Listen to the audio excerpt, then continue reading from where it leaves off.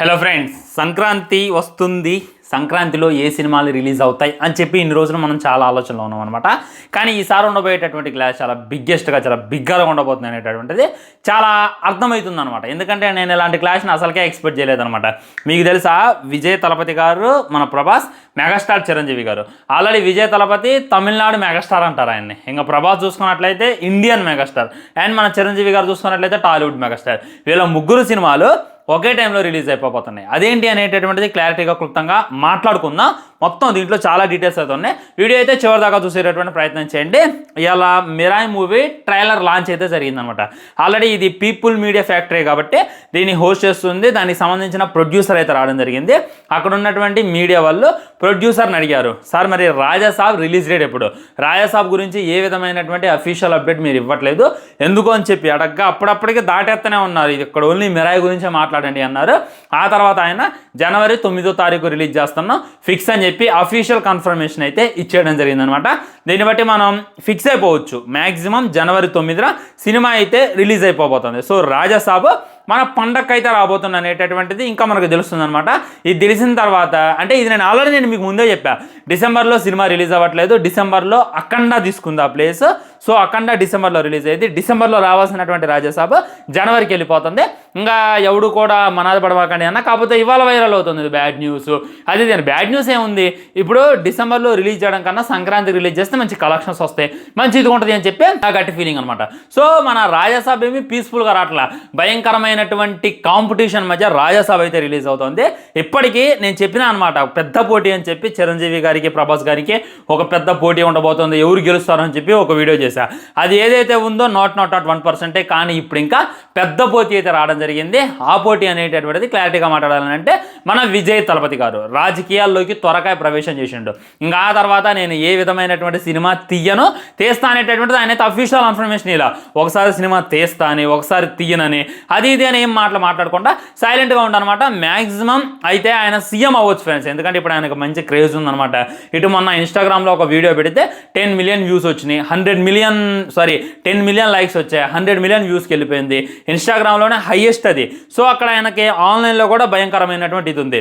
Already ఆయన రాజకీయాల్లోకి సినిమాలో ఛాన్సెస్ లేక, సినిమాలో హిట్టులు లేక రాలా, సినిమాలో టాప్ పొజిషన్ని వదిలిపెట్టుకొని ఆయన అయితే రాజకీయాల్లోకి అడుగుపెట్టిండు. ఆయన కేంద్రాన్ని ప్రశ్నించేదానికి, స్టాలిన్ని క్వశ్చన్ చేసేదానికి అందరూ కూడా ఇదైతున్నారు. మ్యాక్సిమం ఆయన సీఎం అయ్యేటటువంటి అవకాశాలు ఎక్కువగా కానొస్తున్నాయి. ఎందుకంటే తమిళనాడు వాళ్ళు వెల్ ఎడ్యుకేటర్స్, మంచిగా చదువుకునేటటువంటి వ్యక్తులు, వాళ్ళు ఒక్కడే నాయకుడిని పద్దాకులు ఉంచుకోరు అనమాట, మాటికి మారుస్తూ ఉంటారు. సో ఈసారి విజయ్ తలపతి గారికి ఖచ్చితంగా అవకాశం ఇస్తారు అని చెప్పి మనమైతే అనుకున్నాం. సో ఆయన సీఎం అయిండు అంటే ఇంకా సినిమా తీయవచ్చు. కాబట్టి ఆయన దాంట్లో నుండి లాస్ట్గా వచ్చేటటువంటి సినిమా జననాయకన్. భగవంత్ కేసరి ఉంది కదా మన బాలకృష్ణ గారిది, శ్రీలీల గారిది, ఆ సినిమా అనేటటువంటిది మనకైతే తెలుస్తుంది అనమాట. సో మ్యాక్సిమం నా గెస్సింగ్ కరెక్ట్ అయినట్టయితే సో ఈ భగవంత్ కేసరిని రీమేక్ చేస్తున్నారు. ఇది ఒకటి. ఆ సినిమా ఆల్రెడీ హిట్ అయినటువంటి సినిమా, ఆల్రెడీ నేషనల్ అవార్డు కొట్టినట్టు సినిమా, ఇది ఒకటి. అండ్ ఆ డైరెక్టర్ కూడా చాలా మంచి డైరెక్టర్ అంట, తమిళనాడులో తీసేది, ఇదొకటి. విజయ్ తలపతి గారు లాస్ట్ సినిమా, ఇదొకటి అనమాట. వీటన్నిటి మీద భయంకరమైనటువంటి బజ్ ఉంది, భయంకరమైనటువంటి హైప్ ఉంది. సో ఆ జననాయకన్ అనేటటువంటి సినిమా కూడా ఎగ్జాక్ట్లీ ఈ 9వ తారీఖే రిలీజ్ అవుతుంది. రాజాసాబ్ 9వ తారీఖే వస్తుంది, జననాయకన్ 9వ తారీఖే వస్తుంది.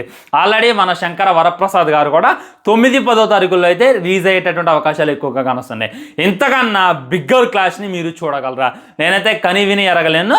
రాజాసాబ్ పోస్ట్ పోన్ అవ్వచ్చు కదా అంటే అవ్వదు. ఎందుకంటే ఆల్రెడీ రాజాసాబ్కి డబ్బులు ఇచ్చిన వాళ్ళు, ఆల్రెడీ వేరే మీడియా వాళ్ళు ఈ సినిమాకి స్పాన్సర్ చేశారు.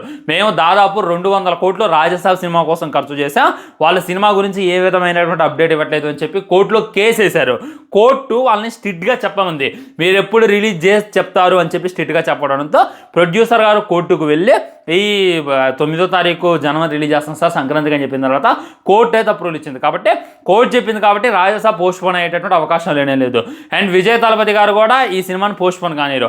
ఆల్రెడీ 2026 సంక్రాంతికి వస్తేనే ఆయన బాగుంటుంది. ఆల్రెడీ 26 మధ్యలో ఎన్నికలు అయితే ఉన్నాయి అనమాట. 26 ఎన్నికలు ఆయనకు టార్గెట్ అనేటటువంటిది కానొస్తుంది. ఆయన రాజకీయాల్లోకి వెళ్ళిన తర్వాత అది కూడా ఇది కాను అనేటటువంటి ఉద్దేశం. కాబట్టి ఖచ్చితంగా జననాయకన్ కూడా ఈ 9వ తారీఖే రిలీజ్ అయింది. అండ్ శంకర్ వరప్రసాద్, అనిల్ రాయపూడి సంగతి సంగతి మీకు తెలిసే. సంక్రాంతికే వస్తా అని చెప్పి ఆయన అయితే మైండ్లో కూర్చుంటూ ఆ డేట్ తప్ప ఇంకో డేట్ రాడు. కాబట్టి ఈ ముగ్గురులో ఎవడో ఒకరు తగ్గరు అనేటటువంటిది క్లారిటీగా అర్థమవుతుంది. నేనైతే బాగా వెయిట్ చేస్తున్నా ఫ్రెండ్స్, ఎందుకంటే మన మెగాస్టార్ని, రెబల్ స్టార్ని అండ్ మన సూపర్ స్టార్ మన విజయ్ గారిని చూడడానికి ఎందుకు వెయిట్ చేయం. ఖచ్చితంగా తలపతి కోసం అన్నా, రెబలోడి కోసం అన్నా, చిరు గారి కోసం అన్నా ఖచ్చితంగా వెళ్తారనమాట.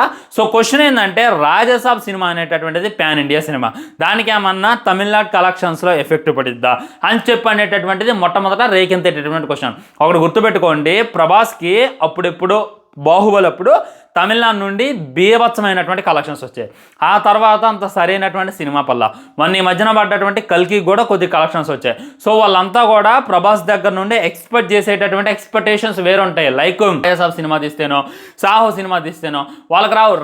మన ప్రభాస్ అనేటటువంటిది వాళ్ళకు ఒక హై ఎక్స్పెక్టేషన్స్ ఉంటాయి. కాబట్టి ఈ రాజసాబ్ సినిమా వల్ల తమిళనాడులో అంత ఎఫెక్ట్ పడుతుంది అనమాట. తమిళనాడు నుండి అంత భీకరమైనటువంటి కలెక్షన్స్ రాని రావు.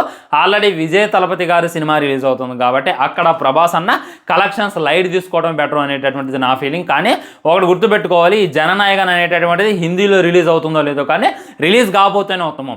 ఎందుకంటే ప్రభాస్ అక్కడ డామినేషన్ గట్టిగా ఉంటుంది. బాలీవుడ్లో ప్రభాస్ అంటే పడిచేస్తారు.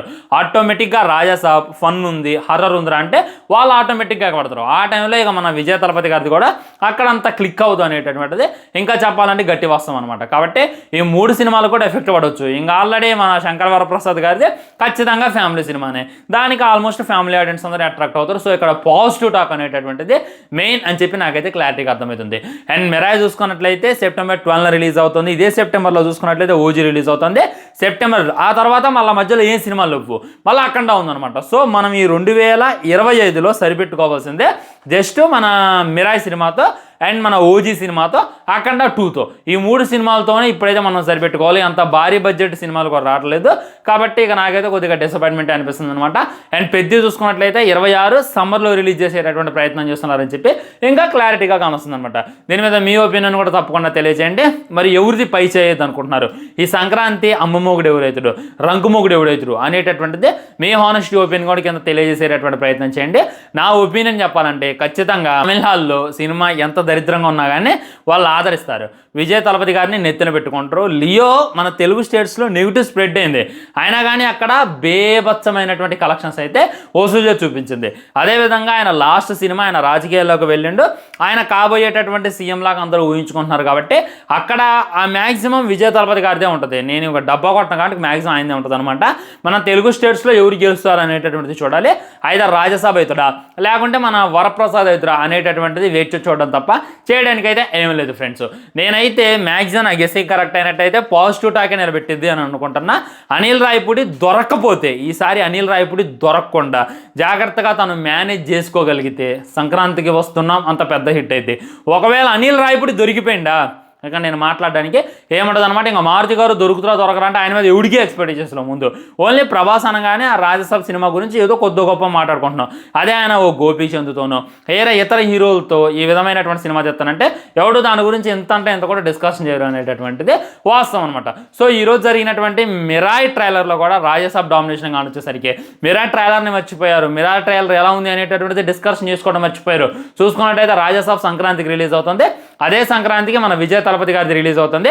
గట్టి క్లాష్ ఉండబోతుంది అని చెప్పి ట్విట్టర్లో ట్రెండ్ అవుతుంది, కానీ మిరాయి గురించి అందరూ మర్చిపోయారు. సో అదే వాళ్ళు అనేది రాజసాబ్ గురించి ఇక్కడ మాట్లాడొద్దు, ఎందుకంటే మీరు రాజసాబ్ గురించి మాట్లాడితే ఇక రాజసాబ్ ట్రెండ్ అయితే ఏది ట్రెండ్ కాదని చెప్పి వాళ్ళు భయపడ్డారు. వాళ్ళు భయపడ్డట్టే జరిగింది. ఫైనల్గా తెలియజేయదలుచుకుంటే ఉంటా బాయ్. ఛానల్ని సబ్స్క్రైబ్ చేసుకొని వీడియో లైక్ చేయండి, వీళ్ళని తిరిగి షేర్ చేయండి. వందే మాత్రం జై హింద్.